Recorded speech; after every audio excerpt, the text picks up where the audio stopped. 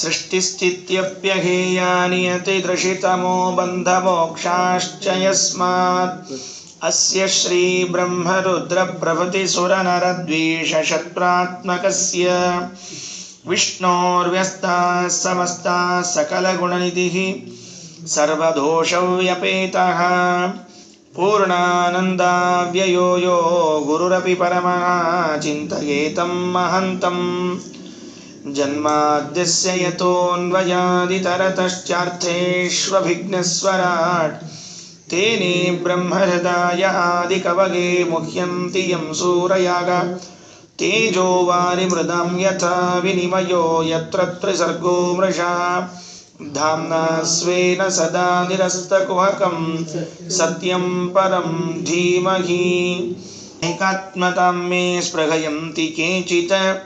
ಮತ್ಪಾದಸೇವಾಭಿರತಾವದೀಹಾಃ ಏನ್ಯೋನ್ಯತೋ ಭಾಗವತಃ ಪ್ರಸಜ್ಯ ಸಂಭಾಜಯಂತೆ ಮಮ ಪೌರುಷಾಣಿ.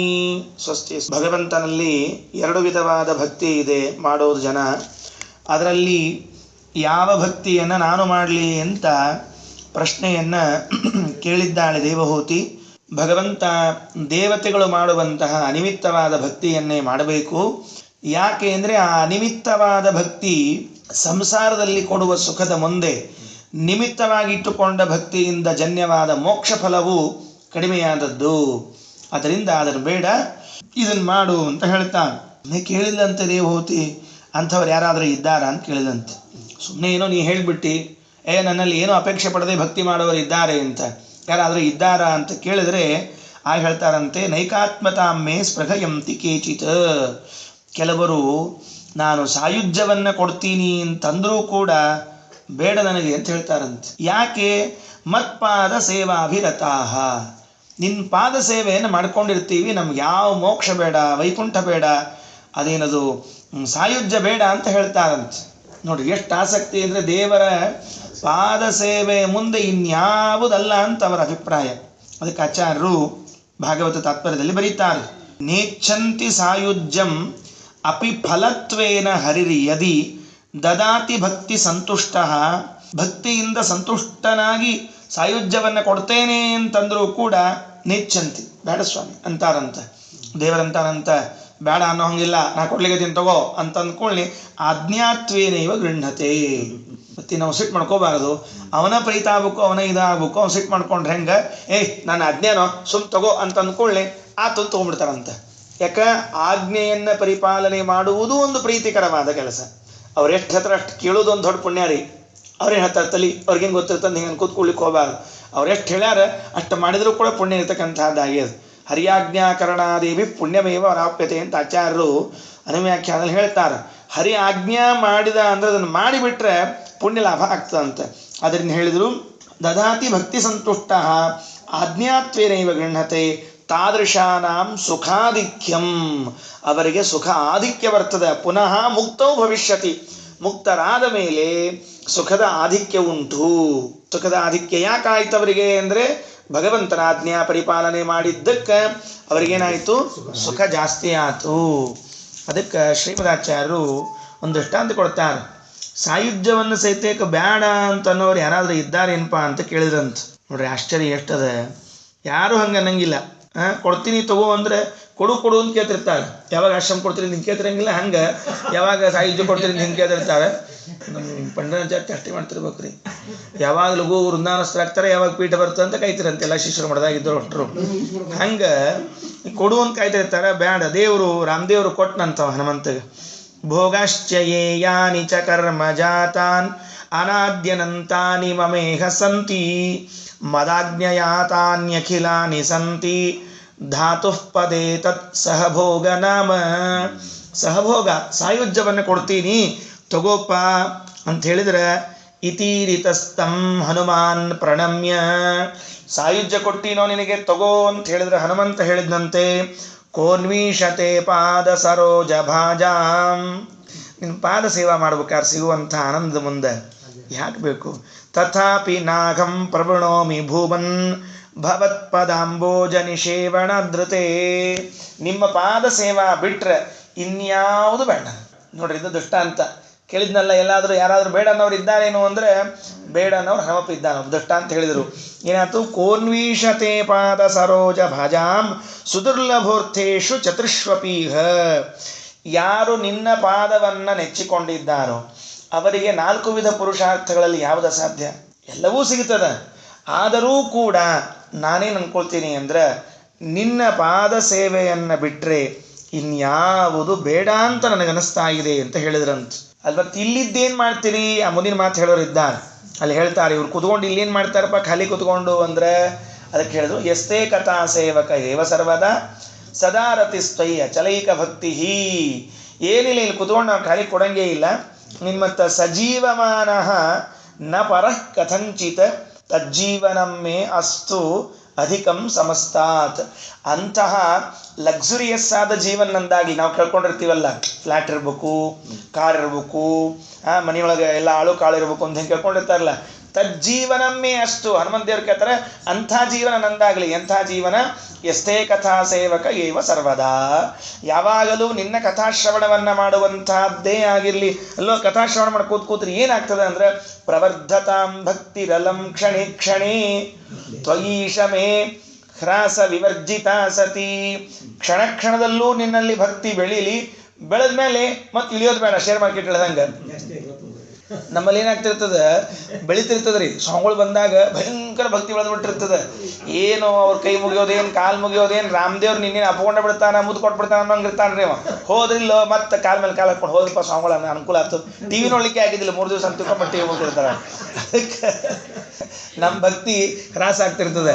ಅದಕ್ಕೆ ವಾಯುದೇವ್ರು ಹನುಮಪ್ಪ ಅಂತಾನೆ, ಪ್ರವರ್ಧತಾಂ ಭಕ್ತಿರಲಂ ಕ್ಷಣೇ ಕ್ಷಣೇ ತ್ವಯೀಶಮೇ ಹ್ರಾಸ ವಿವರ್ಜಿತಾ ಸದಾ ಅನುಗ್ರಹಸ್ಥೆ ಮೈ ಚೈವಮೇವ ನಿರೌಪಧೌತೌ ಮಮ ಸರ್ವ ಕಾಮಃ.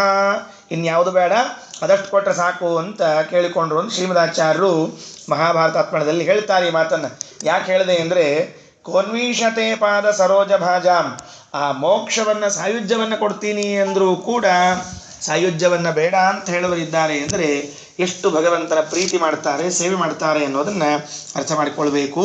ಮುಂದೆ ಏನು ಮಾಡ್ತಾರೆ ಅವ್ರೇನು ಮಾಡ್ತಾರಪ್ಪ ಅಂದರೆ, ಪರಸ್ಪರವಾಗಿ ಸೇರಿಕೊಂಡು ನನ್ನ ಕಥೆಗಳನ್ನು ಹೇಳ್ತಾರೆ.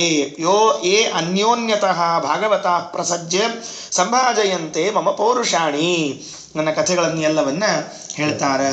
ಅಷ್ಟೇ ಅಲ್ಲ, ಅವರಿಗೇನು ಸುಖ ಅದ ಅಂತಂದ್ರೆ, ಪಶ್ಯಂತಿ ಮೇ ತೇ ರುಚಿರಾಣ್ಯಂಬಸಂತಹ ಪ್ರಸನ್ನ ವಕ್ತಾರುಣಲೋಚನಾನಿ ರೂಪಾಣಿ ದೈತ್ಯಾಸು ವಿನಾಶನಾನಿ ಸಾಕಂ ವಾಚಂ ಸ್ಪೃಹಣೀಯಾಂ ವದಂತಿ. ಅವರು ನನ್ನ ರೂಪಗಳನ್ನು ನೋಡ್ತಿರ್ತಾರೆ. ಸಾಯುಜ್ಯ ಬೇಡ ಅಂತಂದು ಲಾಭ ಏನು ಮಾಡಿಕೊಂಡ್ರು, ಇಲ್ಲಿದ್ದು ಎಲ್ಲ ರೂಪಗಳನ್ನು ನೋಡ್ಕೊಳ್ತಿರ್ತಾರಂತ. ಮೋಕ್ಷಕ್ಕೆ ಹೋದ್ಮೇಲೆ ಎಲ್ಲ ರೂಪ ನೋಡ್ಲಿಕ್ಕೆ ಅವಕಾಶ ಸಿಗ್ಲಿಕ್ಕಿಲ್ಲ. ಯಾಕಂದ್ರೆ ಇಲ್ಲೇನು ಸಿಗ್ತಾವ ಎಲ್ಲ ಅಲ್ಲಿ ಸಿಗಬೇಕು ಅಂತೇನದ, ಅಷ್ಟಕ್ಕೂ ಟೈಮ್ ಸಿಗ್ತದೆ ಅಂತೇನದ ಅಲ್ರಿ. ಅಲ್ಲಿ ಯಾಕೆ ಸಿಗಂಗಿಲ್ಲ? ಏನು ಗಂಟು ಹೋಗ್ತದೆ ಅಂದರೆ, ಅಲ್ಲಿ ನಮ್ಮ ಸುಖ ಅಭಿವ್ಯಕ್ತ ಆದಾಗ ಆ ಸುಖವನ್ನು ಅನುಭವಿಸ್ಬೇಕು ಅಂತ ಬುದ್ಧಿ ಬಂತು ಅಂದರೆ ದೇವ್ರ ಬಗ್ಗೆ ಒಂಚೂರು ಕಡಿಮೆ ಆಗ್ಬಿಡ್ತಾರೆ. ಮತ್ತೆ ಅಷ್ಟರೊಳಗೆ ಒಂಚೂರು ಸ್ವರೂಪ ಅಭಿವ್ಯಕ್ತ ಸುಖ ಇರ್ತದೆ. ನೋಡ್ದ ಇಷ್ಟು ಶ್ರಮ ಪಟ್ಕೊಂಡು ಮೇಲೆ ಬಂದಿದ್ದೆ, ಎಷ್ಟು ಆನಂದದ ಅಂತ ಅನಿಸ್ಬಿಡ್ತೀವೋ ಅಂದರೆ ದೇವ್ರು ಸ್ವಲ್ಪ ಮರ್ತ ಹೋಗ್ಬಿಡ್ತಾನೆ. ಇಲ್ಲಿದ್ರೆ ಸ್ವರೂಪ ಸುಖ ಅಭಿವ್ಯಕ್ತ ಆಗಿಲ್ಲ ಇನ್ನೂ, ಹಿಂಗಾಗಿ ಅವನ್ನ ನೋಡ್ಬೇಕು ಅಂತ ಅನಿಸ್ತಿರ್ತದೆ. ಅದಕ್ಕೆ ಪಶ್ಯಂತಿ ಮೇತೆ ರುಚಿರಾಣಿ ಅಂಬ ಸಂತಹ ಪ್ರಸನ್ನ ವಕ್ತಾರುಣ ಲೋಚನಾನಿ. ನನ್ನ ಪ್ರಸನ್ನವಾದ ಮುಖ, ಕಿವಿಗಳು ಇವುಗಳನ್ನೆಲ್ಲವನ್ನು ನೋಡಿ ಸಂತೋಷ ಪಡ್ತಾರೆ. ಮತ್ತೆ ಅವು ಎಂಥ ರೂಪಗಳು? ದೈತ್ಯ ಅಸು ವಿನಾಶಕಾನಿ, ದೈತ್ಯರ ಪ್ರಾಣವನ್ನು ತೆಗೆದಿರುವಂತಹದ್ದು. ಅವುಗಳ ಜೊತೆಗೆ ಮಾತಾಡ್ತಾರಂತೆ. ಸಾಕಂ ವಾಚಂ ಸ್ಪೃಹಣೀಯಾಂ ವದಂತಿ. ಆ ರೂಪಗಳನ್ನು ಎದುರಿಗೆ ಕೂಡಿಸ್ಕೊಂಡು ಮಾತಾಡ್ತಿರ್ತಾರಂತ. ಹೆಂಗಪ್ಪ ದೇವ್ರ ಹಿಂಗ್ಯಾಕೆ ಮಾಡಿದೆ ಅಂತೆಲ್ಲ ಮಾತಾಡ್ತಿರ್ತಾರಂತ. ರಾಧಾ ಸ್ವಾಮಿ ಕಾಶಿಗೆ ಹೋಗಿದ್ರಂತ. ಪ್ರಾರಂಭ ವಾಕ್ಯ ಜಲದೇಹೇ ಅಂತ ಒಂದು ಸ್ತೋತ್ರ ಮಾಡ್ಯಾರ. ಅಲ್ಲಿ ಮಾಡ್ಬೇಕಾದ್ರೆ ಒಂದು ಶಬ್ದ ಹೇಳ್ಯಾರಲ್ಲ, ಆಸಾಯಂ ಆಸೇವಿನೇ. ವೇದವ್ಯಾಸ ದೇವ್ರ ಸ್ತೋತ್ರ ಮಾಡ್ಬೇಕಾದ್ರೆ ಆಸಾಯಂ ಆಸೇವಿನೇ, ಸೂರ್ಯೋದಯದಿಂದ ಸೂರ್ಯಾಸ್ತ ತನಕ ನನ್ನ ಕಡೆಯಿಂದ ಸೇವೆ ತೆಗೆದುಕೊಂಡ ವೇದವ್ಯಾಸ ದೇವರಿಂದ ಸ್ತೋತ್ರ ಮಾಡ್ಯಾರ. ಅಲ್ರಿ, ವೇದವ್ಯಾಸ ದೇವರು ಸೂರ್ಯೋದಯದಿಂದ ಸೂರ್ಯಾಸ್ತ ತನಕ ಸೇವಾ ತೊಗೊಂಡ್ರ ಒಂದು ಅರ್ಥ ಏನು? ದಿವಸ ತೊಗೋತಿರ್ತಾರೆ ಅಂದರೆ ಹಂಗರ್ಥಲ್ಲ. ಯಾವಾಗ ವದರಾಜ ಸ್ವಾಮಿಗಳು ಕಾಶಿಗೆ ಹೋಗಿದ್ರು ಅವಾಗ ವೇದವ್ಯಾಸ ದೇವರು ಸಾಕ್ಷಾತ್ತಾಗಿ ಬಂದು ನಿಂತ್ಕೊಂಡು ಸೂರ್ಯೋದಯದಿಂದ ಸೂರ್ಯಾಸ್ತ ತನಕ ಇದ್ದು ಹೋಗ್ಯಾರ ವೇದವ್ಯಾಸ ದೇವರು. ಅದಕ್ಕೆ ಸಾಕಂ ಸ್ಪೃಹಣೀಯಾಂ ವಾಚಂ ವದಂತಿ. ಅವ್ರ ಜೊತೆಗೆ ಮಾತಾಡಿ ಕತಿ ಮಾಡಿ ಎಲ್ಲ ಮಾಡ್ಕೊಳ್ಳಿ ಬರ್ತಕ್ಕಂಥದ್ದು. ಅದಕ್ಕೆ ವದರಾಜ ಸ್ವಾಮಿಗಳು ಬಂದ ಅವ್ರ ಮುಂದೆ ವೇದವ್ಯಾಸ ದೇವರು ಹೇಗಿರೋ ದೇವರು ಇರ್ತಾರೆ, ಬೇರೆ ಇರೋದಿಲ್ಲ ಮತ್ತವು. ಅದಕ್ಕೆ ಯಾಕಂದ್ರೆ ನಿತ್ಯ ರೂಪವನ್ನು ನೋಡಿ ಉಪಾಸನೆ ಮಾಡುವಂತಹ ಯೋಗ್ಯತಾ ಇದ್ದವರು. ಅದಕ್ಕೆ ಅವ್ರ ಕಥೆಯಲ್ಲಿ ಹೇಳ್ತಾರೆ, ಆಸಾಯ ಮಾಸೇವಿನೇ, ಬೆಳಿಗ್ಗೆ ಸೂರ್ಯೋದಯಕ್ಕೆ ವೇದವ್ಯಾಸ ಪ್ರತ್ಯಕ್ಷ ಆದರೆ ರಾತ್ರಿ ತನಕ ಸಾಯಂಕಾಲ ತನಕ ಇದ್ದು ದರ್ಶನ ಕೊಟ್ಟು ಎಲ್ಲ ಮುಗಿಸ್ಕೊಂಡು ಅಷ್ಟು ಪೂಜಾ ತಗೊಂಡು ಹೋಗ್ಬಿಟ್ರಂತ. ರೂಪಾಣಿ ದೈತ್ಯಾಸು ವಿನಾಶಕಾನಿ ಸಾಕಂ ವಾಚಂ ಸ್ಪೃಹಣೀಯಾಂ ವದಂತಿ ತೈರ್ದರ್ಶನೀಯ ವಯವೈಃ ಉದಾರ ವಿಲಾಸ ಹಾಸೇಕ್ಷಿತ ವಾಮಸೂಕ್ತೈಃ ಹೃತಾತ್ಮನಃ ಹೃತಪ್ರಾಣಸ್ಯ ಭಕ್ತಿಂ ಅನ್ವಿಚ್ಛಂತಹ ಗತಿಮಣ್ವೀಂ ಪ್ರಯುಂಜೆ. ಯಾವಾಗ ಅವರು ಹೀಗೆ ಭಕ್ತಿಯನ್ನು ಮಾಡ್ತಾ ಇರ್ತಾರೋ ಆಗ ನಾನು ಅವರಿಗೆ ಬಿಂಬರೂಪ ದರ್ಶನವನ್ನು ಮಾಡಿಕೊಡ್ತೇನೆ ಅಂತ. ಅಂಥ ಭಕ್ತಿಯನ್ನು ಮಾಡುವ ಜನರಿಗೆ ಈಗಾಗಲೇ ಬಿಂಬರೂಪ ದರ್ಶನ ತೆಗೆದುಕೊಂಡವರಾಗಿದ್ದಾರೆ ದೇವತೆಗಳು, ಅವರನ್ನು ದೃಷ್ಟಾಂತವಾಗಿ ಕೊಟ್ಟು ಹೇಳ್ತಾರೆ, ಇಂಥ ಭಕ್ತಿಯನ್ನು ಮಾಡೋವರಿಗೆ ಬಿಂಬರೂಪವನ್ನು ತೋರಿಸ್ತೇನೆ ಅಂತ ಇಷ್ಟು ಹೇಳಿದರು. ಕೆಲವರು ಪಾಪ ಇದನ್ನು ಅಷ್ಟೈಶ್ವರ್ಯ ಕೊಡ್ತೀನಿ ಅಂದರೂ ಬೇಡ ಅಂತಾರಂತ ಸಂಸಾರದಲ್ಲಿ. ಅಥೋ ವಿಭೂತಿಂ ಮಮ ಮಾಯಯಾಚಿತಾಂ ಐಶ್ವರ್ಯಂ ಅಷ್ಟಾಂಗಮನುಪ್ರವೃತ್ತಂ ಶಯಂಚ ದೇವೀಂ ಸ್ಪೃಹಯಂತಿ ಭದ್ರಾಂ ಪರಸ್ಯ ಮೇತೇಷ್ಣುವತೆ ಹಿ ಲೋಕೆ. ಈ ಲೋಕದಲ್ಲಿ ಏನು ಕೊಡ್ತೀನಿ ಅಂದರೂ ಕೂಡ ಬೇಡ ನನಗೆ, ಆ ಐಶ್ವರ್ಯ ಎಲ್ಲ ಬೇಕಾಗಿಲ್ಲ ನನಗೆ, ನಿನ್ನ ಪಾದಭಕ್ತಿ ಒಂದೇ ಸಾಕು. ಮೋಕ್ಷ ಕೊಡ್ತೀನಿ ಅಂದರೂ ಬೇಡ ಅಂತಾರೆ. ಈ ಲೋಕದಲ್ಲಿ ಸುಖ ಕೊಡ್ತೀನ್ರು ಹಂಗಾರೆ ಇಲ್ಲೇ ಇದ್ಬಿಡ್ರಿ ಅಂದರೆ ಅದು ಬೇಡ ಅಂತಾರೆ. ಈ ಲೋಕದಲ್ಲೂ ಸುಖ ಬೇಡ ನನಗೆ, ಆ ಲೋಕನೂ ಬೇಡ ನನಗೆ, ಮತ್ತು ಏನು ಮಾಡ್ತೀರಿ ಅಂದರೆ ನಿನ್ನ ಪಾದ ಸೇವೆಯನ್ನು ಮಾಡ್ತೀವಿ. ಅಲ್ಲ, ಮೋಕ್ಷಕ್ಕೆ ಹೋಗಿ ಕೊಡ್ತಿ ಅಂದಮೇಲೆ ನಿನ್ನ ಆಜ್ಞಾದಿಂದ ಮೋಕ್ಷಕ್ಕೆ ಹೋಗ್ತಾರೆ. ಹೋದ ಮೇಲೆ ಮತ್ತು ಅಲ್ಲಿಂದು ಸ್ವಲ್ಪ ದಿವಸ ಆದ್ಮೇಲೆ ತಿರುಗಿ ಬಂದುಬಿಟ್ರೆ ಅಲ್ಲೇನರ ಸಮಸ್ಯೆ ಆಗಿಬಿಟ್ರೆ ಯಾಕೆ? ನಿನ್ನೊಂದು ಆಯುಧ ಅದ ಅಲ್ಲಿ. ಏನು ಆಯುಧ ಅದ? ಕಾಲವೆಂಬ ಆಯುಧ ಅದ. ಮೋಕ್ಷದಲ್ಲೂ ಕೂಡ ಕಾಲವೆಂಬ ಆಯುಧ ಅದ. ಕಾಲದ ಆಯುಧ ಕೈಯಲ್ಲಿ ಯಾರು ಸಿಕ್ಕಾಕೊಂಡಿದ್ದಾರೋ ಒಂದಿಲ್ಲ ಒಂದು ದಿವಸ ಹೋಗ್ಬೇಕು ಅವರು. ಅಂದಮೇಲೆ ಅಲ್ಲಿ ಹೆಂಗೆ ಬೆಳಿತಾರ ಅಂದರೆ ಅದಕ್ಕೆ ಹೇಳ್ತಾರೆ, ಭಗವಂತ ಯಾದವಾರ ಬರೀತಾರ, ಮದ್ದತ್ತಾನ್ ಭೋಗಾನ್ ನಾಶಯಿತು ತತ್ರ ಕೋಪಿ ನ ಸಮರ್ಥ. ಮೋಕ್ಷದಲ್ಲಿ ನಾನು ಕೊಟ್ಟ ಭೋಗಗಳನ್ನು ಉಣ್ತಿರುವ ಯಾರೂ ಅದನ್ನು ನಾಶ ಮಾಡಲಿಕ್ಕಾಗೋದಿಲ್ಲ. ಅದಕ್ಕೆ ವಿಜಯತೀರ್ಥ ವಿವರಣೆ ಕೊಡ್ತಾರೆ, ಕಾಲಸ್ಯ ಸರ್ವತ್ರ ಸತ್ವಾತ್. ಕಾಲ ಎಲ್ಲ ಕಡೆಗೆ ಇದ್ದಾಗ ಮೋಕ್ಷದಲ್ಲೂ ಕೂಡ ಕಾಲ ಪ್ರಭಾವ ತೋರಿಸಿಬಿಟ್ರೆ ಏನು ಮಾಡಬೇಕು ಅಂದರೆ, ನಕರ್ಹಿ ಚಿನ್ಮತ್ ಪರಮಾ ಶಾಂತರೂಪ ನಂಕ್ಷಂತಿ ಮೇನೋ ಅನಿಮಿಷೋ ಲೇಢಿಹೇತಿ ಯೇಷಾಮಘಂ ಪ್ರಿಯ ಆತ್ಮ ಸುತಶ್ಚ ಸಖಾ ಗುರು ಸುಹೃದೋ ದೈವಮಿಷ್ಟಂ.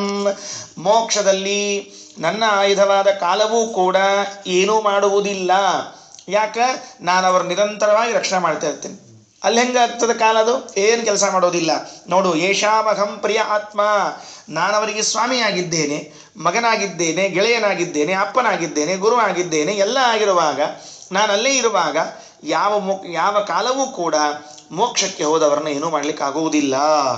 ಇವಂ ಲೋಕಂ ತಥೈವಾಮಂ ಆತ್ಮಾನಂ ಉಭಯಾಯನಂ ಆತ್ಮಾನಮನುಮಚ್ಚೇ ಏಮೇ ರಾಯಃ ಪಶವೋ ಗೃಹಾಃ ವಿಸೃಜ್ಯ ಸರ್ವಾನ್ ಅನ್ಯಾಂಶ್ಚ ಮಾಮೇವಂ ವಿಶ್ವತೋ ಮುಖಾತ್ ಭಜಂತ್ಯನನ್ಯಯ ಭಕ್ತ್ಯಾ ತಾನ್ ಮೃತ್ಯೋರತಿಪಾರಯೇ. ನಾನು ಯಾರನ್ನ ಈ ಸಂಸಾರದಿಂದ ಬಿಡಿಸ್ತೇನೆ ಅಮ್ಮ ಅಂದರೆ, ಯಾರು ಈ ಲೋಕ ಆ ಲೋಕ ಎರಡೂ ಕಡೆ ಸಂಚಾರ ಮಾಡೋವನು ಜೀವಿ ಅಂತ ತಿಳ್ಕೊಬೇಕಂತ ಮೊದಲನೇದು. ಹೌದು, ಅವ ಇಲ್ಲೂ ಅಲ್ಲೂ ಅಡ್ಡಾಡ್ತಾನೆ, ಗೊತ್ತದ ಮುಂದೇನು.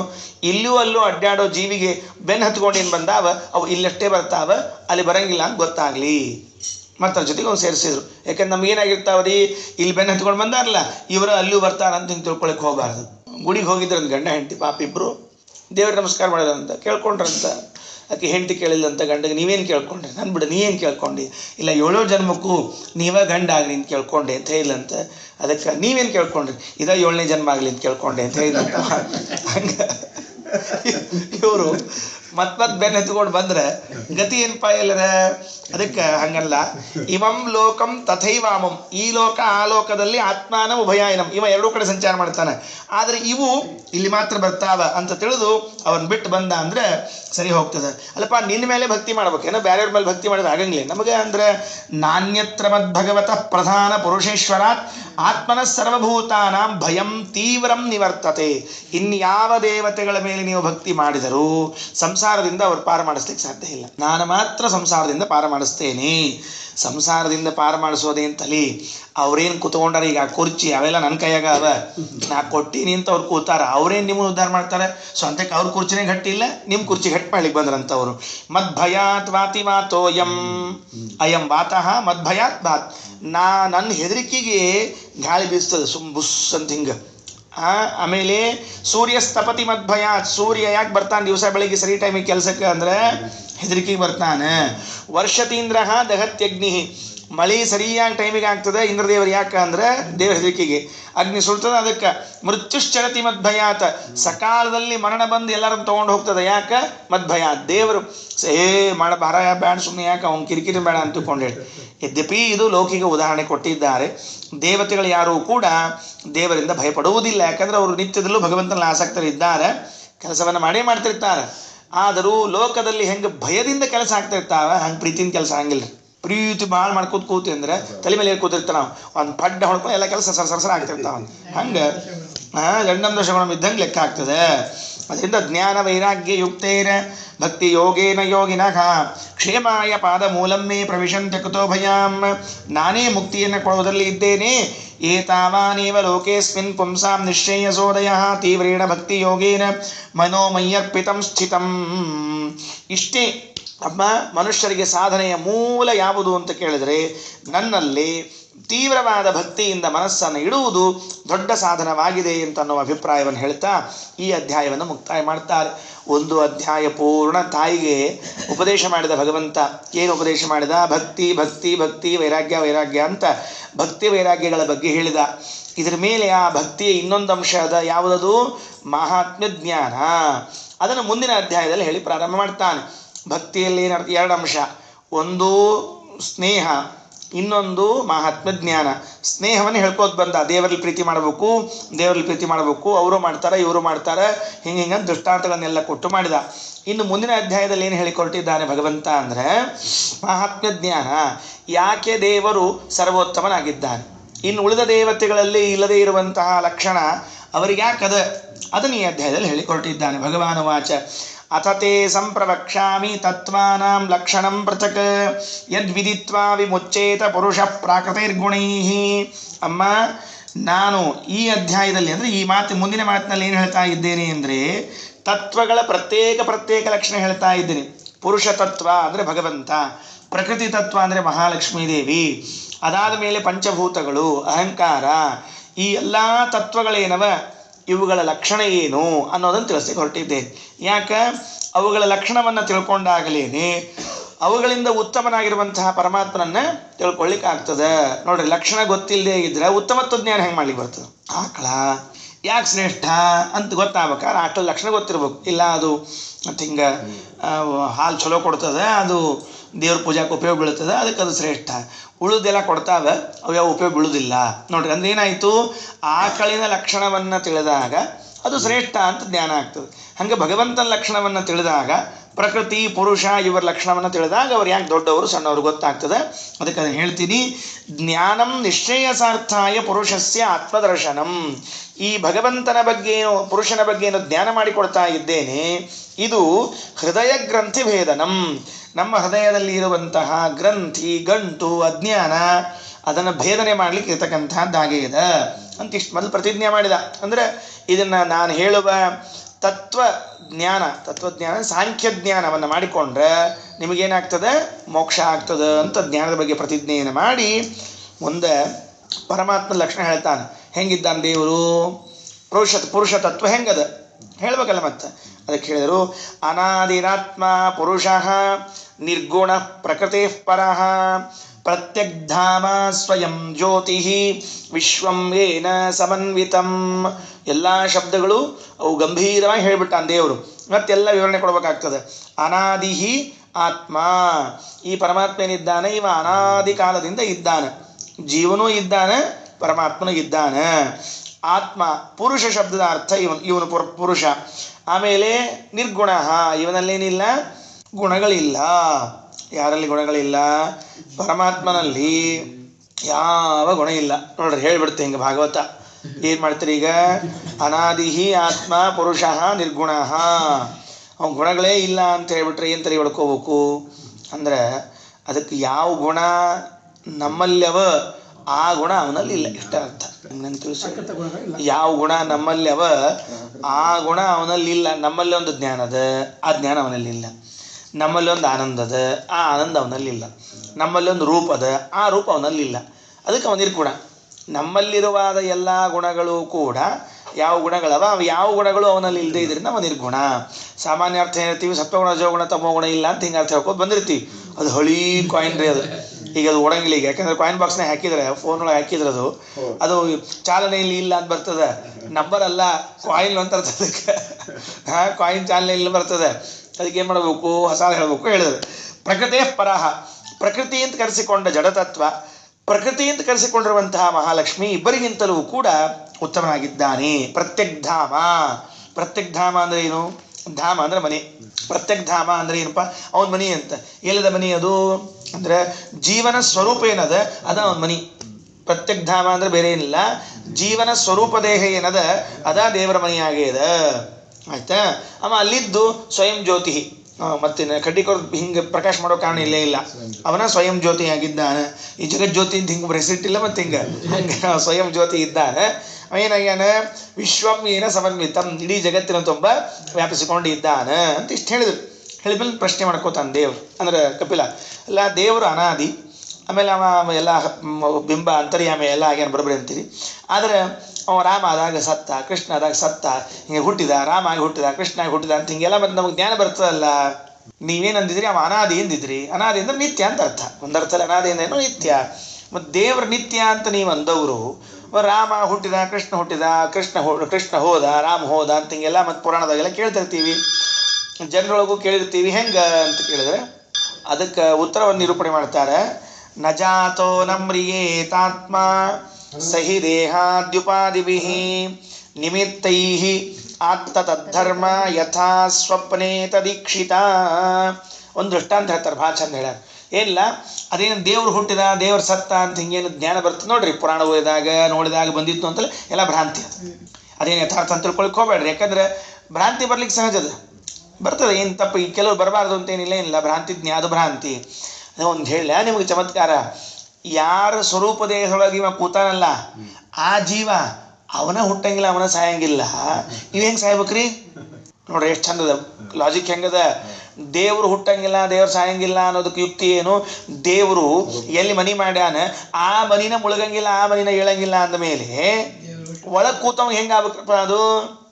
ನಿಮಿತ್ತೈಹಿ ಆತ್ತದ ಧರ್ಮ, ದೇಹಾದಿಗಳ ಮೂಲಕ, ಪ್ರಾರಬ್ಧ ಕರ್ಮದ ಮೂಲಕ ದೇಹಾದಿಗಳನ್ನು ತಗೊಂಡಿರ್ತಾನೆ ಜೀವ.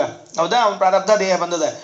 ಆ ದೇಹ ಬರೋದು ಹೋಗೋದು ಇದೆಲ್ಲವೂ ಕೂಡ ನಿತ್ಯನಾದ ಜೀವನಿಗೆ ಸತ್ತೇ ಹುಟ್ಟಿದೆ ಎಂಬುದು ಭ್ರಾಂತಿ. ಅದು ಯಾವುದು ಸತ್ಯ ಅಲ್ಲ. ಸತ್ತ ಎಂಬುದು ಭ್ರಾಂತಿ, ಹುಟ್ಟಿದ ಎಂಬುದು ಭ್ರಾಂತಿ. ಹೆಂಗ? ಒಂದು ದೃಷ್ಟಾಂತ ಹೇಳ್ತಾರೆ. ಯಥಾ ಸ್ವಪ್ನೇ ತದೀಕ್ಷಿತ. ಕನಸ್ನ್ಯಾಗ ಏನು ದೇಹ ಬಂದಿರ್ತದೆ ನಮಗೆಲ್ಲರ. ಆನೆ ಮೇಲೆ ಕೂತಿರ್ತಾನೆ, ಕಿರೀಟ್ ಹಾಕ್ಕೊಂಡಿರ್ತಾನೆ, ಇಲ್ಲಿ ಹೆಲ್ಮೆಟ್ ಹಾಕೊಳ್ಳಿಕ್ಕೆ ಗತಿ ಇರಂಗಿಲ್ಲ. ಹಿಡಿತಿರ್ತಾರೆ ಪೊಲೀಸರು, ಗಾಬರಿಯಿಂದ ತಲೆ ಮಡಿಸ್ಕೊಂಡು ನೋಡ್ತಿರ್ತಾನೆ ಇವ. ಅಂಥ ಈ ವ್ಯಕ್ತಿ ಅಲ್ಲಿ ಕಿರೀಟ, ಕೊಳ್ಳಾಗ ಹಾರ, ರೇಷ್ಮೆ ಮಡಿ, ಈ ಉಟ್ಕೊಂಡು ಪಂಚ ನಾಲ್ಕಡೆ ಹರಿದಿರ್ತದೆ ನಮ್ಗೆ ಇಲ್ಲಿ. ಅದೆಲ್ಲ ಸ್ವಪ್ನದಲ್ಲಿ ಕಾಣ್ತಾನೆ. ಆನಂದ ಆಗ್ತದೆ. ಬೆಳಿಗ್ಗೆ ಹೇಳ್ತಾನೆ, ಸ್ವಪ್ನ ಹೋಗ್ಬಿಡ್ತು, ಅಯ್ಯೋ ಹೋಗಿಬಿಟ್ಟೆ, ಸತ್ಬಿಟ್ಟೆ. ಸ್ವಪ್ನದಾಗ ಕಂಡಿದ್ದು ಇವಂಗೆ ಹೆಂಗೆ ಅದು ಭ್ರಮಾತ್ಮಕ ಅದು. ಯಾಕಂದ್ರೆ ಅದು ವಾಸನಾಮಯವಾದ ಶರೀರ, ಅದನ್ನು ಸತ್ಯ ಅಂತ ಇವ ತಿಳ್ಕೊಂಡಿದ್ದ ಅಂದರೆ ಹೆಂಗೆ ಭ್ರಮಾನೋ ಹಂಗೆ ಇವ ಏನು ಹುಟ್ಟಿದ ಸತ್ತ ಅಂತದ, ಇದು ಭ್ರಮನೆ. ನಹನ್ಯತೆ ಹನ್ಯಮಾನೇಪಿ ದೇಹೇ ಉಭೌತೌ ನವಿಜಾನೀತಃ ನಾಯಂ ಹಂತಿ ನಹನ್ಯತೆ. ಯಾರೋ ಸತ್ರು, ಯಾರು ಹುಟ್ಟಿದ್ರು ಎಲ್ಲ ಭ್ರಮ ಅದು. ಅಲ್ರಿ ಇಷ್ಟು ಪರಿ ಎಲ್ಲ ಜನ ವ್ಯವಹಾರ ಮಾಡ್ತಾರೆ, ಒಟ್ಟರು ಭ್ರಾಂತಿ ಒಳಗಿದ್ದಾರೆ, ನಾವೇನು ಮಾಡಲಿ ಬರ್ತದಿನ್ನ. ಹಂಗಾರ ಆ ಭಗವಂತ ಯಾವ ಜೀವನಲ್ಲೇ ಮನೆ ಮಾಡಿದ್ದಾನೋ ಅವನೇ ಹುಟ್ಟುವುದಿಲ್ಲ, ಸಾಯುವುದಿಲ್ಲ ಅಂತ ಆದ ಮೇಲೆ ಅವನಿಗೆ ಹೆಂಗೆ ಹುಟ್ಟು ಸಾವು ಬರ್ತದಪ್ಪ? ಬರೋದಿಲ್ಲ. ನೋಡ್ರಿ, ಅದಕ್ಕೆ ಆಚಾರ್ಯ ಭಾಗವತ ತಾತ್ಪರ್ಯ ಬರೀತಾರೆ. ಸಹ ಪರಮಃ ನ ಜಾಯತೆ ನ ಮ್ರಿಯತೆ ಇತಿ ಪ್ರಸಿದ್ಧಂ. ಭಗವಂತ ಸಾಯಂಗಿಲ್ಲ, ಹುಟ್ಟಂಗಿಲ್ಲ ಅಂತ ಪ್ರಸಿದ್ಧದ. ಅತ ದೇಹಾದ್ಯುಪಾದಿಭಿ ಆತ್ತಧರ್ಮ ಜೀವೋಪಿ. ಏನೋ ದೇಹಾದಿಗಳನ್ನು ತೆಗೆದುಕೊಂಡು ಬಂದಿರತಕ್ಕಂತಹ ಈ ಜೀವನೂ ಕೂಡ ಸ್ವಪ್ನವದ್ ಭ್ರಾಂತ್ಯ ಜಾಯತೆ ಮ್ರಿಯತೆ ಚ. ಸ್ವಪ್ನದಲ್ಲಿ ಹುಟ್ಟಂತೆ, ಸ್ವಪ್ನದಲ್ಲಿ ಸತ್ತಂತೆ, ಇಲ್ಲಿ ಹುಟ್ಟಿದ, ಇಲ್ಲೂ ಸತ್ತ ಅಂತ ಅನ್ಸ್ಕೋತಾನ. ಯಾಕ? ಭ್ರಾಂತಿತ್ವ ದೇಹಾತ್ಮಸ್ಪಸ್ಯ. ದೇಹವನ್ನೇ ಆತ್ಮ ಭ್ರಾಂತಿ ಅಂತ ತಿಳ್ಕೊಂಡಾನ. ಚಾರ್ವಾಕ್ ಹೇಳಿದ್ನಲ್ಲಮ್ಮ, ಏನು ಹೇಳಿದ? ಇದ ದೇಹನೇ ಜೀವ ಅಂತ ಹೇಳ್ಬಿಟ್ಟ. ನಾವು ಬೇರೆ ಏನಿಲ್ಲೇ ಇಲ್ಲ. ಹಂಗ ದೇಹಾತ್ಮ ಭ್ರಾಂತಿ. ದೇಹವನ್ನೇ ಆತ್ಮ ಎಂದು ತಿಳಿದುಕೊಂಡ ಜೀವ ಈ ದೇಹವಾದ ಕೂಡಲೇ ಸತ್ತೆ, ಈ ದೇಹವಾದ ಕೂಡಲೇ ಹುಟ್ಟಿದೆ ಅಂತ ತಿಳ್ಕೊಂಡಾನ, ಅದು ಭ್ರಾಂತಿ ಅದ. ಕಿಮು ಸರ್ವಜ್ಞತ್ವ ಸರ್ವ ಸ್ವತಂತ್ರತ್ವಾದಿ ವೈಲಕ್ಷಣ್ಯಯುಕ್ತ ಈಶ್ವರ. ಜೀವನ ಸಾಯೋದಿಲ್ಲ, ಜೀವನೇ ಹುಟ್ಟೋದಿಲ್ಲ ಅಂದಮೇಲೆ ಸರ್ವಜ್ಞನಾದ ಸ್ವತಂತ್ರನಾದ ಭಗವಂತ ಹುಟ್ಟುತ್ತಾನ ಸಾಯ್ತಾನ ಅಂತ ಏನು ಅನ್ಬೇಕು? ಹುಟ್ಟೋದು ಸಾಯೋದಿಲ್ಲ. ಹಂಗಾರೆ ಮತ್ತೆ ಹುಟ್ಟಿದ ಸದ್ದ ಅಂತ ಅನ್ನೋದೇನು ಜ್ಞಾನ ಬರ್ತದೆ, ಅದು ಏನು ಅರ್ಥ ಅಂದರೆ ಅದು ಭ್ರಾಂತಿ ಅದ ಅಂತ ತಿಳ್ಕೊಳ್ರಿ ಅಂತ ಈ ಶ್ಲೋಕದಲ್ಲಿ ಒಂದು ಪ್ರಸಂಗಾನುಸಾರವಾಗಿ ಮಾತು ಹೇಳಿದರು. ಇದಾದ್ಮೇಲೆ ಈ ಭಗವಂತ ಸೃಷ್ಟಿಯನ್ನು ಮಾಡ್ತಾನೆ ಅಂತ ಹೇಳಬೇಕಾಗಿದೆ. ಅದಕ್ಕೆ ಹೊರಡ್ತಾನೆ. ಏನು ಸೃಷ್ಟಿ ಮಾಡ್ತಾನ? ಸಯೇವ ಪ್ರಕೃತಿಂ ಸೂಕ್ಷ್ಮಾಂ ದೇವೀಂ ಗುಣಮಯೀಂ ವಿಭು ಯದೃಚ್ಛೈವೋಪಗತಾಂ ಅಭ್ಯಪದ್ಯತ ಲೀಲಯಾ. ಸಹ ಪರಮಾತ್ಮನು ಸೂಕ್ಷ್ಮಾಂ ಪ್ರಕೃತಿಂ ಗುಣಮಯೀಂ ದೇವೀಂ, ಸೂಕ್ಷ್ಮಳಾದ ಪ್ರಕೃತಿ ಸೂಕ್ಷ್ಮಾವಸ್ಥೆಯೊಳಗದ. ಯಾವಾಗ ಸೃಷ್ಟಿಯಾಗೋಕ್ಕಿಂತ ಮೊದಲು, ಸೃಷ್ಟಿಯಾದ ಮೇಲೆ ಸ್ಥೂಲದಲ್ಲಿ ಬಂದಿದ್ದಾಳೆ. ಸೃಷ್ಟಿಯಾಗೋಕ್ಕಿಂತ ಮೊದಲು ಸೂಕ್ಷ್ಮವಾಗಿರುವಂಥವಳು ಗುಣಮಯಿ, ಸತ್ವಜಸ್ತಮೋ ಗುಣಗಳಿಗೆ ಸ್ವಾಮಿನಿಯಾಗಿರ್ತಕ್ಕಂಥವಳು. ಎದೃಚ್ಛೈವೋಪಗತಾಂ, ಅದು ಹತ್ತಿರದಲ್ಲೇ ಇದ್ಲು.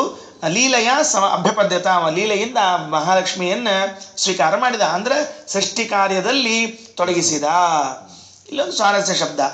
ಎದೃಚ್ಛೈವೋಪಗತಾಂ ಅಂದ್ರೆ ಏನೋ ಬೈ ಚಾನ್ಸ್ ಅಲ್ಲಿಗೆ ಬಂದಿದ್ಲಂತಕಿ. ಹಿಂಗದ ಭಾಗವತ್ ಶ್ಲೋಕ. ಅವ್ನು ದೇವ್ರ ಹತ್ರ ಇದ್ದಿದ್ದಿಲ್ಲ ಆಕಿ, ಏನೋ ಬೈ ಚಾನ್ಸ್ ಹಿಂಗೆ ಗೇಟ್ ತೆಗೆದ್ರಿ ಬರೋಬ್ಬರಿ ಆಚಾರ ಕಾಣಿಸ್ಬಿಟ್ರು, ಬೈ ಚಾನ್ಸ್ ಅಂತಿರ್ತೀವಲ್ಲ ಹಂಗೆ ಅಲ್ಲಿ ಶ್ಲೋಕ ಹಂಗೆ ಅದ. ಎದೃಚ್ಛೈವ ಉಪಗತಾಂ, ಏನೋ ದೈವಾಧೀನವಾಗಿ ಅಲ್ಲಿ ಬಂದಿದ್ಲು, ಪರಮಾತ್ಮ ಕರ್ಕೊಂಡೋಗಿ ಸೃಷ್ಟಿ ಮಾಡ್ಲಿಕ್ಕೆ ಶುರು ಮಾಡಿಬಿಟ್ಟ ಅಂತ. ಅದಕ್ಕೆ ಶ್ರೀಮದಾಚಾರ್ಯ ಅಂತಾರೆ ಉಪಗತಾಂ ಸಮೀಪಸ್ಥಾಂ. ಉಪಗತ ಅಂದ್ರೆ ಬಂದವಳು ಅಂತಲ್ಲ, ಉಪ ಸಮೀಪೆ ಗತಾಂ ಸ್ಥಿತಾಂ, ಸಮೀಪದಲ್ಲಿ ಇದ್ದವಳು ಅಂತ ಅರ್ಥ. ಅದಕ್ಕೆ ಪರಮಾತ್ಮನ ಜೊತೆಗೆ ಇರ್ತಾಳಕಿ, ಎಂದು ಬಿಟ್ಟು ಹೋಗಿಲ್ಲ. ಯಾಕ ಅಂತ ಕೇಳಿದ್ರೆ ಲಯೇವಾಪ್ಯಥವಾ ಸೃಷ್ಟೌ ಅಂತರಾಲೇನ ನ ಕ್ವಚಿತ ಪ್ರಕೃತ್ಯಾರಹಿತಂ ಬ್ರಹ್ಮ ಕದಾಚಿದಪಿ ತಿಷ್ಠತಿ. ಎಂದೂ ಮಹಾಲಕ್ಷ್ಮಿಯಿಂದ ವಿಯುಕ್ತನಾಗಿ ಪರಮಾತ್ಮ ಇರುವುದಿಲ್ಲ. ಏನ್ ತಿಳಿಬಾರದು? ಮಹಾಲಕ್ಷ್ಮಿಗೂ ಪರಮಾತ್ಮನಿಗೂ ವಿಯೋಗದ ಅಂತ ತಿಳ್ಕೊಳ್ಳಿಕ್ಕೆ ಹೋಗಬಾರದು. ಏನಾಗಿತ್ತು? ಸುರಾಣಕರಿಗೆ ಆಯ್ತಲ್ಲ ವ್ಯವಸ್ಥೆ. ರಾಮಾಯಣದಲ್ಲಿ ಸೀತಾದೇವಿಯನ್ನು ವಿಯೋಗಗೊಳಿಸಿದ್ದಕ್ಕೇನು ಫಲ ಬಂತವರಿಗೆ? ಅಂಧಂತಮಸ್. ಆದ್ದರಿಂದ ಲಕ್ಷ್ಮೀನಾರಾಯಣರು ವಿಯುಕ್ತರಾಗಿದ್ದಾರೆ ಅಂತ ತಿಳಿಬಾರದು ಅಂತ ಆಚಾರ್ಯ ನಿರೂಪಣೆ ಮಾಡುತ್ತಾರೆ. ಲಯೇವಾಪ್ಯಥವಾ ಸೃಷ್ಟವು, ಪ್ರಳಯ ಕಾಲ ಇದ್ರೂ ಹತ್ತಿರದಲ್ಲಿ ಇಳುತ್ತಾರೆ, ಸೃಷ್ಟಿ ಇದ್ರೂ ಹತ್ತಿರದಲ್ಲಿ ಇರ್ತಾಳೆ. ಪ್ರಕೃತ್ಯಾರಹಿತಂ ಬ್ರಹ್ಮ ಕದಾಚಿದಪಿ ತಿಷ್ಠತಿ, ಪ್ರಕೃತಿಯಿಂದ ಇಲ್ಲದೆ ಎಂದೂ ಕೂಡ ಏನಾಗೋದಿಲ್ಲ, ಭಗವಂತ ಇರುವುದಿಲ್ಲ. ಅದರಿಂದ ಸೃಷ್ಟಿ ಕಾರ್ಯದಲ್ಲಿ ಶುರು ಮಾಡಿದ. ನೋಡ್ರಿ ಒಂದು ಚಂದ ಕಥೆ ಹೇಳ್ತಾರೆ. ಮತ್ತೆ ಇನ್ನೊಂದು ಮಾತು ಹೇಳಿ ನಿಲ್ಲಿಸ್ತೀನಿ. ಗುಣೈರ್ವಿಚಿತ್ರ ಸೃಜತೀಂ ಸ್ವರೂಪಾ ಪ್ರಕೃತಿಂ ಪ್ರಜಾ ವಿಲೋಕ್ಯ ಮುಮುಹೆ ಸದ್ಯ ಸೈಹ ಜ್ಞಾನಗೂಹಯ. ಗುಣೈ ಸತ್ವಜಸ್ತಮೋ ಗುಣಗಳಿಂದ ವಿಚಿತ್ರಾ ಸ್ವರೂಪಾ, ನೋಡ್ಲಿಕ್ಕೆ ನಾನಾ ಟೈಪು, ಆದರೆ ಎಲ್ಲ ಒಂದೇ ರೀತಿಯವ. ನೋಡ್ರಿ ನಾವೆಷ್ಟು ಮಂದಿ ಕೂತೀವಿ, ಎಲ್ಲ ಒಂದೊಂದು ರೀತಿ. ಬೇರೆ ಇದ್ದೀವಿ ಅಂದ್ರೆ ಎಲ್ಲರಿಗೂ ಒಬ್ಬ ಕಣ್ಣು ಮೂಗು ಬಾಯಿ ನಾವು, ಏನು ವ್ಯತ್ಯಾಸ ಇಲ್ಲೇ ಇಲ್ಲ. ಹೆಂಗೆ ಸೃಷ್ಟಿ ಮಾಡಲಿಕ್ಕೆ ಪ್ರಕೃತಿ ಬೇರೆ ಬೇರೆ ಒಂದು ಸೃಷ್ಟಿ ಮಾಡ ಅಂತಿದ್ದು ಹೊಸ ಶಬ್ದ ಈಗ. ಹೆಂಗ್ ಮಾಡಲಿಕ್ಕೆ ರಾ ಮೆಟೀರಿಯಲ್ ಒಂದೇ ಅಲ್ಲ, ಇವು ಕಣ್ಣು ಕಿವಿ ಮುಗುನು ಒಂದ, ಬೇರೆ ಇಲ್ಲೇ ಇಲ್ಲ. ಸ್ವಲ್ಪ ನೋಡ್ಲಿಕ್ಕೆ ಅಷ್ಟೇ ಬೇರೆ ಇರ್ತದೆ, ಬೇರೆ ಬೇರೆ ಕಾಣಿಸ್ತೀವಿ, ಒಂದೇ ಇದ್ದೀವಿ ನಾವೆಲ್ಲ. ಅಂಥವ್ರು ಸೃಷ್ಟಿ ಮಾಡಿದ್ದಾಳೆ. ಸೃಷ್ಟಿ ಮಾಡಿದ ಭಗವಂತ ನೋಡಿದ್ನಂತ, ಅಬ್ಬಾ ಇದೇನು ಈ ದೇಹಗಳನ್ನ ಸೃಷ್ಟಿ ಮಾಡ್ಲಿಕ್ಕತ್ತಾಳ ಈ ಪ್ರಕೃತಿ, ಭಾಳ ಚಂದದಾಯ್ತು. ನಾ ಸೃಷ್ಟಿ ಕಾರ್ಯಕ್ಕೆ ಮಾಡಂತ ಹೇಳಿದ್ನ ಆಕಿಗೆ. ಆಕಿ ಹೇಳಿದ್ಕೊಳ್ಳಿ ಆಕಿ ಸೃಷ್ಟಿ ಮಾಡ್ಕೋತ ಹೊಂಟ್ಬಿಟ್ಲು. ಗುಣೈಹಿ ವಿಚಿತ್ರ ಸೃಜತೀಂ ಸ್ವರೂಪ ಪ್ರಕೃತಿಂ ಪ್ರಜಾ. ಸ್ವರೂಪಾಹ ವಿಚಿತ್ರಾಹ, ಸಮಾನ ರೂಪವ ಆದ್ರೂ ವಿಚಿತ್ರ ಇದ್ದಾರೆ ಪ್ರಜೆಗಳು ಅಂತ ಹೇಳ್ತದ ಭಾಗವತ. ಸಮಾನ ರೂಪ ಇದ್ರೂ ವಿಚಿತ್ರವ. ಹೌದ್ರಿ, ನಿಮಗೂ ಕಣ್ಣದ ನನಗೂ ಕಣ್ಣದ, ನಿಮಗೂ ಮೂಗದ ನಮಗೂ ಮೂಗದ, ಆದ್ರೂ ನನ್ನ ಮೂಗು ಬೇರೆ ನಿಮ್ಮ ಮೂಗು ಬೇರೆ ಇರುವುದಿಲ್ಲ. ಅಂದಮೇಲೆ ಸ್ವರೂಪಾಂ ವಿಚಿತ್ರಾಂ, ಸಮಾನ ರೂಪದಲ್ಲೂ ವಿಚಿತ್ರ ಇರುವಂತಹ ಈ ಜೀವನ ದೇಹಗಳನ್ನು ಸೃಷ್ಟಿ ಮಾಡ್ತಾ ಇದ್ದಾಳೆ ಪರಮಾತ್ಮಂದ. ಈ ಜೀವನ್ ತಗೊಂಡೋಗಿ ಸ್ಥೂಲ ದೇಹದಾಗ ಇಟ್ಕೋಣಂತ. ಇದೇನು ದೇಹ ಸೃಷ್ಟಿ ಮಾಡ ಅಂದ್ರೆ ಲಿಂಗ ದೇಹ ಇದ್ದೇ ಇತ್ತು, ಸ್ವರೂಪ ಇದ್ದೇ ಇತ್ತು, ಈ ಸ್ಥೂಲ ದೇಹ ಏನದ ಇದ್ರೊಳಗೆ ಇಟ್ಬೋಣ ಅಂತ ಹೇಳಿ ಭಗವಂತ ಇಟ್ಟ. ಯಾಕಿಟ್ಟ ಅಂತ ಪ್ರಶ್ನೆ. ಸ್ಥೂಲ ದೇಹದ ತಂದು ಯಾಕೆ ಇಟ್ಟು ನಮ್ಮನ್ನ? ಇದು ಪ್ರಸಂಗಾನುಸಾರವಾಗಿ ಹೇಳಿಕತ್ತಾರ. ಮುಂದೆ ಲಕ್ಷಣಗಳು ಬರೀ ಹೇಳ್ತಿರ್ತಾರೆ. ಭಗವಂತನ ಲಕ್ಷಣ ಹೇಳ್ಕೋದ್ ಬಂದು ಅವೇನು ಕೆಲಸ ಮಾಡಿದ ಅಂತ ಹೇಳಿಕತ್ತಾರ. ಅದಕ್ಕೆ ಕಾರಣ ಹೇಳ್ತಾರೆ ನೋಡ್ರಿ. ವಿಲೋಕ್ಯ ಮುಮುಹೆ ಸದ್ಯ ಸೈಹ ಜ್ಞಾನ ಗೂಹಯ. ಈ ಜೀವನಿಗೆ ಸ್ವರೂಪ ಜ್ಞಾನ ಏನದ? ಸ್ವರೂಪ ಜ್ಞಾನ ಅಂತ ಒಂದದ ಜೀವನಿಗೆ, ತನ್ನದೇ ಆದ ಒಂದು ಜ್ಞಾನ. ಅದು ಮುಚ್ಚಿ ಹೋಗ್ಲಿ ಅಂಥೇಳಿ ಸ್ಥೂಲ ದೇಹದಾಗ ತಂದು ಇಟ್ಬಿಟ್ನಂತ. ನಾವು ಯಾವಾಗ ಸ್ಥೂಲ ದೇಹದಾಗ ಬಂದೀವಿ ನಮ್ಮ ಜ್ಞಾನ ಮುಚ್ಚಿ ಹೋಗ್ಯದ. ಅದಕ್ಕೆ ಬರೀತಾರ, ಏನಂತಾರ ನೋಡ್ರಿ, ಯಾದವಾರ ಅನ್ಬೇಕಾರ ಅಂತಾರ, ಜೀವಸ್ವರೂಪ ಜ್ಞಾನಂ ಗೂಹಯತಿ ಆವೃಣೋತಿ ಇತಿ. ಜೀವನ ಸ್ವರೂಪ ಜ್ಞಾನ ಏನದ ಅದನ್ನು ಆವರಣ ಮಾಡಿಬಿಡ್ತದ. ಯಾವುದದು? ತಜ್ಜನ್ಯ ಸ್ಥೂಲ ದೇಹ.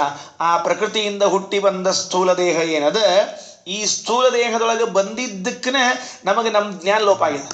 ಹೊಸ ಪಾಯಿಂಟ್ ನೆನಪಿಟ್ಟುಕೊಳ್ರಿ. ಸ್ಥೂಲ ದೇಹದ ಒಳಗೆ ಪ್ರವೇಶ ಮಾಡುವಕ್ಕಿಂತ ಮೊದಲು ನಮ್ಮ ಜ್ಞಾನ ಲೋಪ ಆಗಿದ್ದಿಲ್ಲ.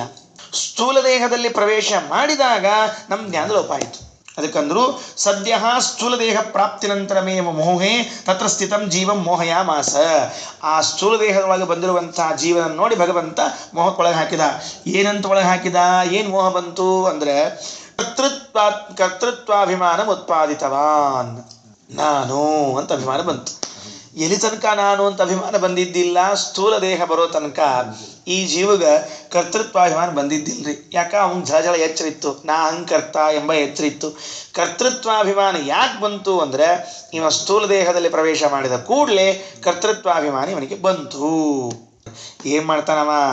ಏವಂ ಪರಾಭಿಧ್ಯಾನಿನ ಭಗವಂತ ಸಂಕಲ್ಪಪೂರ್ವಕವಾಗಿ ವಾಸ್ತವಿಕವಾಗಿ ಕರ್ತೃತ್ವ ಯಾರ್ದದು? ಪ್ರಕೃತಿದು, ಪರಮಾತ್ಮಂದು ಪ್ರಕೃತಿದು. ಪರಮಾತ್ಮನ ಬಿಟ್ಕೊಂಡಂತ ಸದ್ಯ ಗುಣದ ಹೇಳಿಕತ್ತಾರೆ. ಸತ್ವರಜಸ್ತಮೋ ಗುಣಗಳು ಪ್ರಕೃತಿದು. ಆ ಸತ್ವರಜಸ್ತಮೋ ಗುಣಗಳಿಂದ ಹುಟ್ಟಿದ ಕರ್ತೃತ್ವವನ್ನು ಆತ್ಮನಿ ಏನದು ಅಭಿಧ್ಯ ಮನ್ಯತೆ ಪುಮಾನ, ನನ್ನಲ್ಲಿ ಅದಂತ ತಿಳ್ಕೊತಾನಂತದನ್ನು. ವಾಸ್ತವಿಕವಾಗಿ ಕರ್ತೃತ್ವ ತನ್ನಲ್ಲಿ ಇಲ್ಲ, ತನ್ನಲ್ಲಿ ಅದ ಅಂತ ತಿಳ್ಕೊತಾನಂತೆ. ನೋಡ್ರಿ, ಕ್ರಿಯಮಾಣೇಶು ಕರ್ಮಸು ಏನೇನು ಕೆಲಸ ಮಾಡ್ತಿರ್ತಾನೆ ಜೀವ ಪುಮಾನ್ ಪ್ರಕೃತೇ ಗುಣೈಹಿ, ಪ್ರಕೃತಿಯ ಗುಣಗಳಿಂದ ಹುಟ್ಟಿರುವಂತಹ ಕರ್ತೃತ್ವವನ್ನು ಆತ್ಮನಿ ಮನ್ಯತೆ, ನನ್ನಲ್ಲಿದೆ ಅಂತ ತಿಳ್ಕೊತಾನೆ. ಹಂಗಾರೆ ಏನು ನಮ್ಮಲ್ಲಿನ ಕರ್ತೃತ್ವದ ಇದು ನಮ್ಮ ಕರ್ತೃತ್ವಲ್ಲಿ ಇದು ಸತ್ವಜಸ್ತಮೋ ಗುಣಗಳ ಕರ್ತೃತ್ವ. ಇದನ್ನ ಅರ್ಥ ಮಾಡ್ಕೊಳ್ರಿ. ನಾವೇನೇ ಒಂದು ಕೆಲಸ ಮಾಡಬೇಕಾದ್ರೂ 3 ಗುಣ ಹಿಂದೆ ಕೆಲಸ ಮಾಡ್ತಿರ್ತದೆ. ನ್ಯೂಟ್ರಾನ್, ಪ್ರೋಟ್ರಾನ್, ಎಲೆಕ್ಟ್ರಾನ್ ಕರಿತಿರ್ತಾರಲ್ಲ, ಅವ 3 ಗುಣಗಳು, ಸತ್ವಗುಣ, ರಜೋಗುಣ, ತಮೋ ಗುಣಗಳು ನಮ್ಮಲ್ಲಿ ಕೆಲಸ ಮಾಡ್ತಿರ್ತಾರೆ. ಕೆಲಸ ಮಾಡುವುದು ಗುಣಗಳಾದರೂ ನಾವು ಅಜ್ಞಾನದಿಂದ ಆ ಕರ್ತೃತ್ವವನ್ನು ನಮ್ಮಲ್ಲಿ ಆರೋಪ ಮಾಡ್ಕೊಂಡ್ಬಿಟ್ಟಿವಿ. ನಾ ಮಾಡ್ಲಿಕ್ಕತ್ತೀನಿ ಅಂತಂತೀವಂತ. ಹಂಗಾರೆ ಬಂಧನಕ್ಕೆ ಬೀಳು ಅಂತ ದೇವರು. ಇಷ್ಟ ಬೇರೆ ಏನು ಹೇಳಿಲ್ಲ ಅವ, ಬಂಧನಕ್ಕೆ ಬೀಳು. ಯಾಕಂದ್ರೆ ನೀ ಅಂದ್ಯಲ್ಲ, ಹಂಗಾದ್ರೆ ಪುಣ್ಯ ಪಾಪ ನಿನಗೆ ಲೇಪ ಆಗಲಿ. ನೀ ಗುಣದ ತಲೆ ಮೇಲೆ ಹಾಕಿಬಿಟ್ಟಿದ್ರೆ ನೀನು ಬಿಟ್ಬಿಡ್ತಿದ್ದೆ. ನಾನು ಗುಣಗಳ ತಲೆಯ ಮೇಲೆ ನೀನು ಹಾಕಿದ್ರೆ ನೋಡ್ರಿ, ನಾ ಅಂತರ್ಕರ್ತ ಅಲ್ಲ. ಅವು ಒಳಗೆ ಏನು ಗುಣಗಳವ, ಸತ್ವರಜಸ್ತಮೋ ಗುಣಗಳು, ಅವು ಮಾಡ್ತಾವ. ನೀವೇನಾರ ಮಾಡೋದು ಅವ್ರಿಗೆ ಮಾಡ್ಕೊಳ್ರಿ ಅಂತ ಅಂದಿದ್ರೆ ನಾ ಬಿಡ್ತಿದ್ದೀನಿ ನಿನಗೆ. ಆದರೆ ಈ ಜೀವಿ ಹೆಂಗಿದ್ದಾನಂದ್ರೆ ಏವಂ ಪರಾಭಿಧ್ಯಾನೇನ ಭಗವತ್ ಸಂಕಲ್ಪಾನುಸಾರವಾಗಿ, ಭಗವಂತನ ಇಚ್ಛಾನುಸಾರವಾಗಿ ಪ್ರಕೃತೇ ಗುಣೈ ಜಾತಂ ಕರ್ತೃತ್ವಂ, ಪ್ರಕೃತಿಯ ಗುಣಗಳಿಂದ ಹುಟ್ಟಿರ್ತಕ್ಕಂತಹ ಕರ್ತೃತ್ವವನ್ನು ಕ್ರಿಯಮಾಣೇಶು ಕರ್ಮ ಮಾಡ್ತಾ ಇರುವಾಗ ಆತ್ಮನಿ ಮನ್ಯತೆ, ನಂದು ಅಂತ ತಿಳ್ಕೊಂಡ್ಬಿಡ್ತದಂತ. ಹಿಂಗಾಗಿ ಬಂಧನಕ್ಕೆ ಬೀಳ್ತದೆ. ಸುಮ್ ಕೊಡ್ಬೇಕೋ ಬ್ಯಾಡೋ? ನೋಡ್ರಿ, ದಾನ ಕೊಟ್ಟಿರ್ತಾರಲ್ಲೋ, ದಾನ ಕೊಟ್ಟಾದ್ಮೇಲೆ ಮರುದಿವ್ಸ ಅವ್ರ ಆ ಕಡೆ ಇಲ್ಲೇ ಇಟ್ಟು ಹೋಗಿರ್ತಾರೆ. ಆಚಾರ ಅಲ್ಲೇ ಬಿಟ್ಟು ಹೋಗ್ಬಿಟ್ರಿಲ್ಲ ಅಂದರು. ಯಾಕಂತ ಕೇಳು, ನಾನು ದಾನ ಕೊಟ್ಟಿದ್ದೆ ಮಗನ, ದಾನ ಕೊಟ್ಟಾದ್ರೆ ಮುಗಿದು ಹೋಗ್ಯದ, ನಾ ಅದನ್ನ ಇಟ್ಟರೆ ಇಡ್ಲಿ ಒಗದ್ರೆ ಹೋಗ್ಲಿ, ನೀ ಯಾಕೆ ತಲೆಗೆ ಮಾಡಿಸ್ಕೊಡಪ್ಪ? ಅಭಿಮಾನ ಬಂತಿಲ್ಲ. ಇದು ಇದೇ ಬಂಧನಕ್ಕೆ ಕಾರಣ. ನಮ್ದಲ್ಲದು.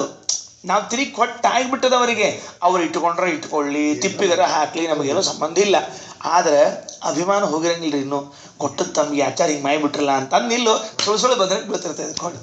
ಅದಕ್ಕೆ ಹಂಗೆಂದು ಮಾಡ್ಲಿಕ್ಕೆ ಹೋಗಬಾರ್ದು. ಗುಣೈಹಿ, ಎಲ್ಲ ಗುಣಗಳಿಂದ ಬರ್ತಕ್ಕಂಥದ್ದಾಗೇ ಇದೆ. ತದಸ್ಯ ಸಂಸ್ಕೃತಿ ಬಂಧ ಪಾರತಂತ್ರಂಚ ಮತ್ಕಥಂ ತತ್ಕಥಂ ಭವತ್ಯಕರ್ತೈಷಸ್ಯ ಸಾಕ್ಷಿಣೋ ನಿರ್ವತಾತ್ಮನಃ. ಅದ್ಯಾಕೆ ಬಂತು ಇತ್ಯಾದಿಗಳನ್ನು ಹೇಳ್ತಾರೆ. ಶ್ರೀಕೃಷ್ಣ ಅರ್ಪಣಮಸ್ತು.